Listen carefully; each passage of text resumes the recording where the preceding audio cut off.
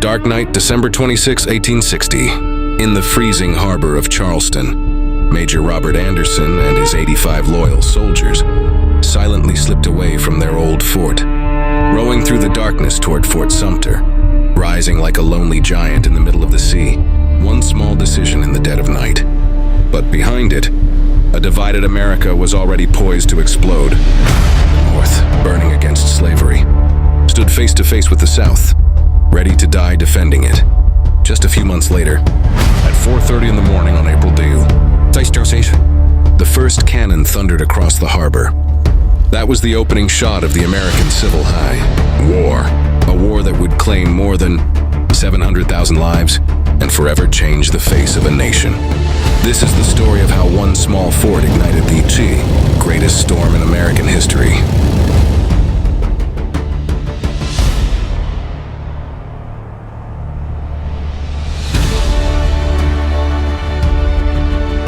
In the crisp, salt-laden air of Charleston Harbor on the night of December 26, 1860, a small contingent of Union soldiers moved with silent urgency under the cover of darkness.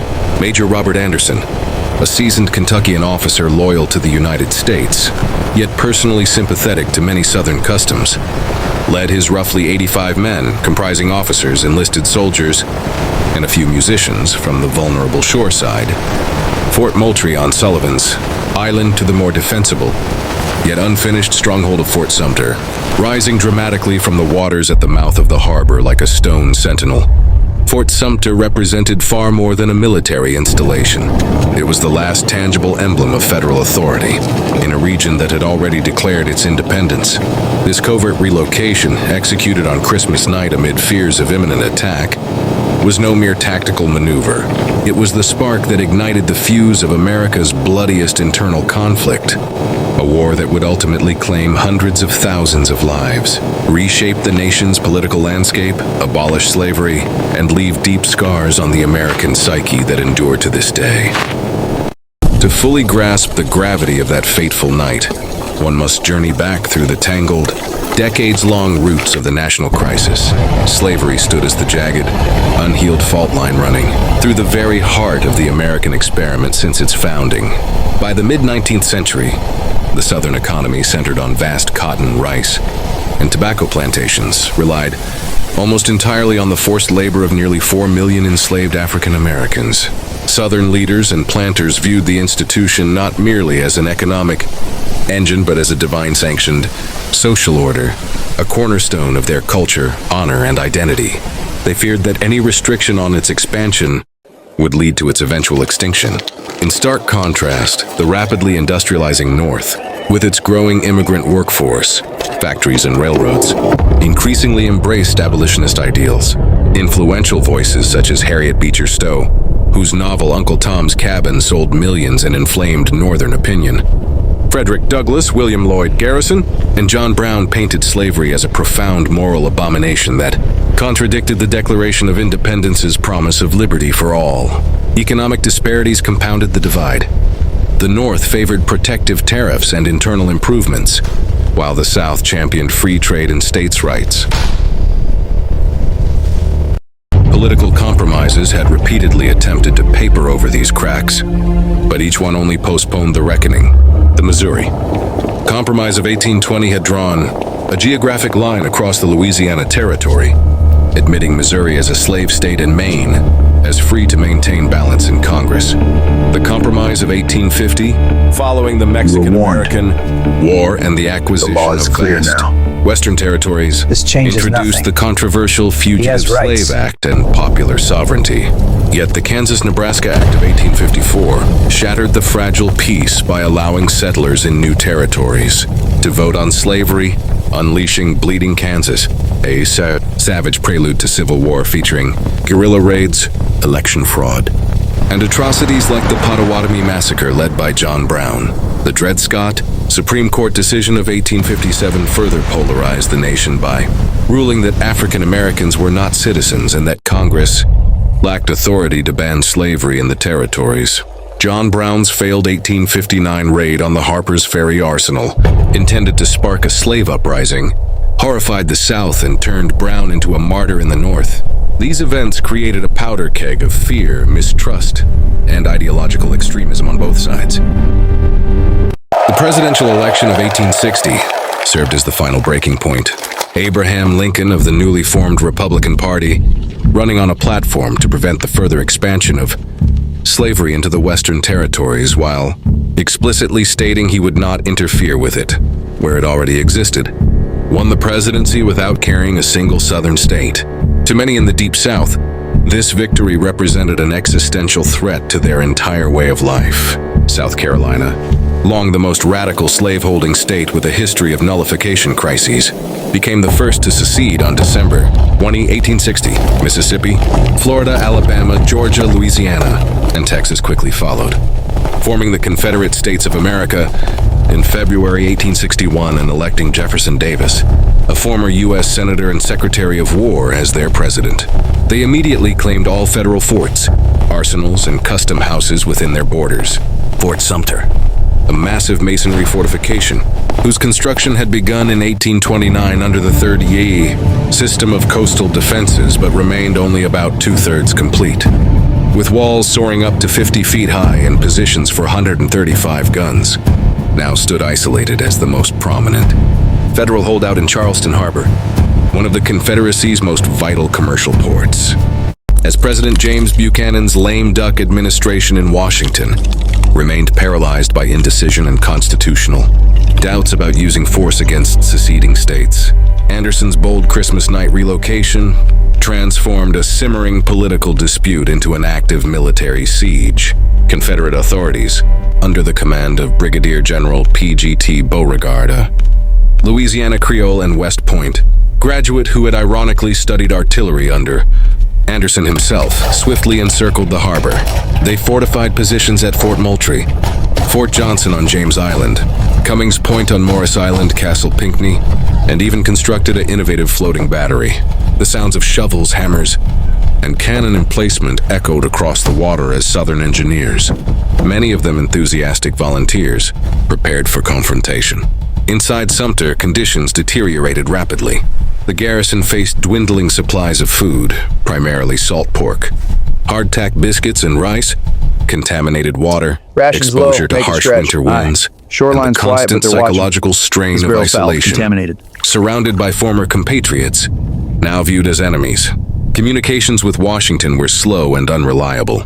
Anderson's reports painted a picture of growing desperation. Buchanan's half-hearted attempt to resupply the fort in early January 1861 using the unarmed civilian steamer Star of the West ended in embarrassing failure when Confederate batteries opened fire, forcing the ship to retreat without delivering aid. This incident highlighted the outgoing administration's weakness. When Lincoln assumed office on March 4, 1861, he inherited a nation already fracturing at the seams. In his carefully worded inaugural address, he appealed for reconciliation, declaring, "We are not enemies but friends," while firmly asserting that the Union was perpetual and secession illegal.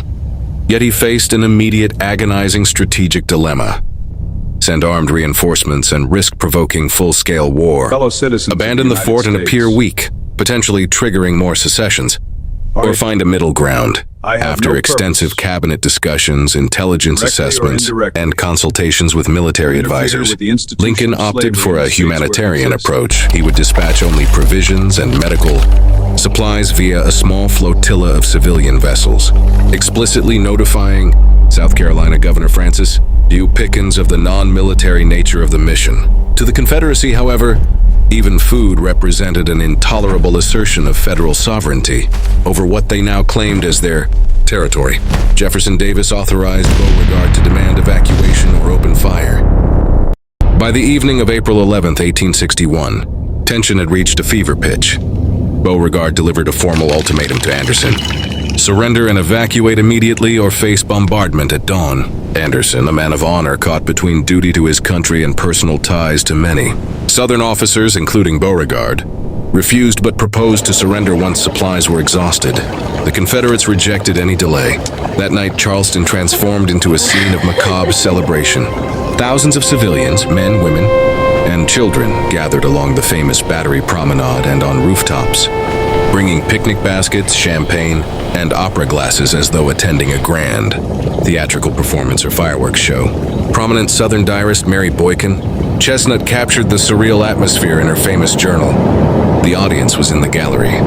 The curtain had risen and the play had begun. Few anticipated the long, tragic drama that would unfold. At precisely 4:30 a.m. on April 12, 1861, the opening act commenced with a single 10-inch mortar shell fired from Fort Johnson on James Island. It traced a graceful arc across the pre-dawn sky before exploding high above Fort Sumter in a brilliant shower of sparks, a deliberate signal rather than a destructive blow.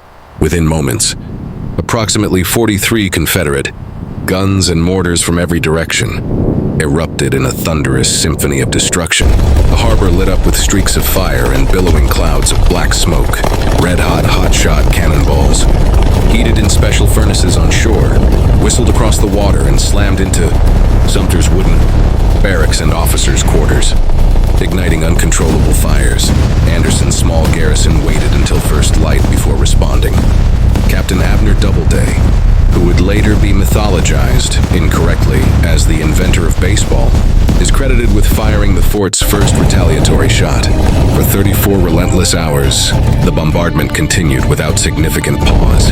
Confederate gunners, many inexperienced but highly motivated, fired thousands of rounds. Union defenders, their faces streaked with soot and gunpowder, battled not only enemy fire but also collapsing masonry, choking smoke, intense heat from flames, thirst and exhaustion. The fort's massive brick walls, though thick, began to crumble in places. The Union flag was shot down multiple times, only to be heroically replanted under heavy fire by courageous soldiers like Lieutenant Norman J. Hall. Miraculously, despite the intensity, no soldiers were killed during the actual shelling itself, an almost eerie detail in what would become a horrifically deadly war. On the afternoon of April 13th, with the interior of the fort in ruins, supplies completely exhausted, and further resistance futile, Major Anderson accepted surrender terms. He and his men were granted the dignity of a final salute to the Stars and Stripes before boarding ships bound for New York. During the 50-gun farewell salute, originally planned for 100, but shortened due to exhaustion, tragedy struck. A premature explosion of a cannon killed Private Daniel Howe, instantly and mortally wounded another soldier. These were the first combat fatalities of the American Civil War. As the Union garrison departed, Confederate forces took possession of the smoking ruins amid cheers and celebrations. Beauregard, honoring his former instructor, ensured the evacuation proceeded with military courtesy. The fall of Fort Sumter was not simply a minor military engagement. It marked the irreversible point of no return for the United States.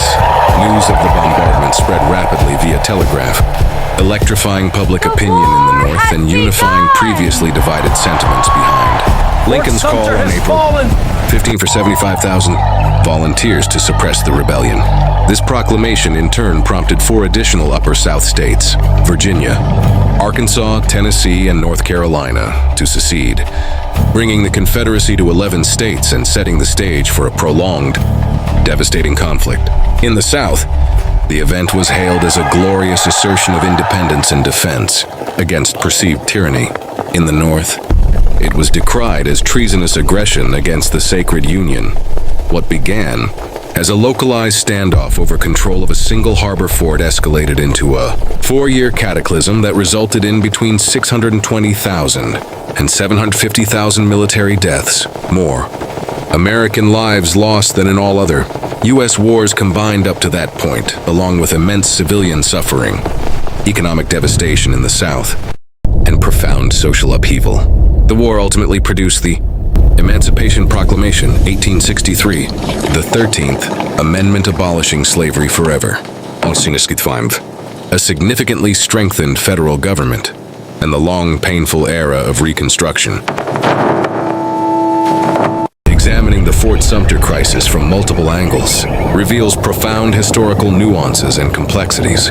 Northern perspectives framed the bombardment as unprovoked treason against a legitimate government, justifying total war to preserve the indivisible Union.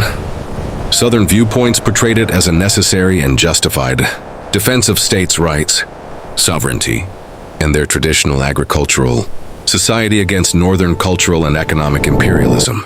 Edge cases and counterfactual questions persist among historians. Had Lincoln quietly evacuated Sumter, might the crisis have de-escalated into negotiated separation or further compromises, or would it have merely delayed the inevitable clash given the irreconcilable ideological divides? Border states such as Kentucky, Missouri, and Maryland hung in precarious balance, with divided loyalties and internal mini-civil wars. Lincoln's careful political maneuvering, including suspending habeas corpus in Maryland, proved crucial in keeping them in the Union. Must brothers fight International observers in Britain tyranny. It is the and law France now. watched anxiously. By order of the president. Their textile mills dependent on southern cotton, in Maryland raising the specter of foreign intervention that nearly materialized during the war. Any who Media interfere and will be propaganda dealt on with both sides accordingly. sensationalized events, This order comes directly deepening from President sectional Lincoln hatred, himself to the protect deeply the Union personal from human those who would dimension, tear it apart exemplified from by the teacher-student Any interference with relationship federal between authority will Anderson not be and Beauregard, or the reluctant service of ordinary farmers and immigrants who suddenly found themselves fighting former neighbors, underscores the fratricidal tragedy of the conflict. Today, Fort Sumter National Monument preserves the scarred brick walls still bearing the marks of cannon fire, serving as a solemn educational site where visitors can reflect on how a single night's decision in a southern harbor could fracture a nation and, through immense sacrifice, ultimately forge it anew into a more perfect union. Right here on the echoes of those opening shots on April 12, 1861, continue to reverberate through American history, offering enduring lessons about the dangers of profound societal divisions, whether over rights, identity, economics, or justice, and the immense human cost required to resolve them. This was not merely the beginning of a war. It was the explosive first chapter in a transformative saga that redefined freedom, citizenship, federal power, and the enduring challenge of maintaining unity in a diverse democracy. The story of Fort Sumter reminds us that history is not just dates and battles, but the lived experiences, moral choices, and unintended consequences that shape the world we inherit.